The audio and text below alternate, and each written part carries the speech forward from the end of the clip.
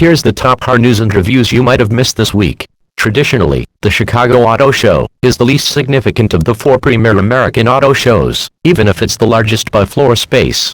It also traditionally happens in February, and they've already wrapped up setting up the show by the time journalists show up, but neither of those things was the case in 2021. Our two editors on the ground in Chicago dodged forklifts between press conferences and were unable to wander around the show floor to look at new cars. Basically, the best part of covering the Chicago show.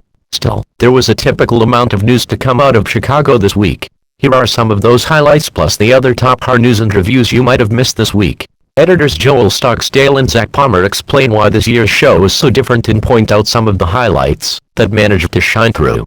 The single most shocking thing about the 2022 Ford F-150 Lightning, when it was revealed, were the prices. They were surprisingly close to their gas-powered equivalents. We asked Ford's general manager for battery electric vehicles how they managed to do that. By Jeep standards, the current Compass interior wasn't actually that bad. Still, the revised 2022 version unveiled in Chicago represents a stunning improvement.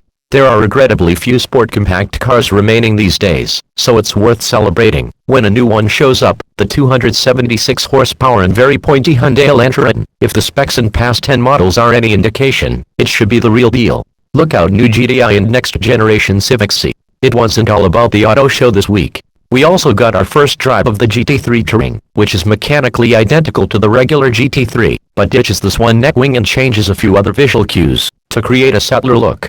The Colorado already has two off-road-oriented versions, the Z71 and ZR2, but we suppose you can never have enough these days. Basically, it builds upon the Z71 with lift and other equipment, bridging the gap to the still mighty ZR2.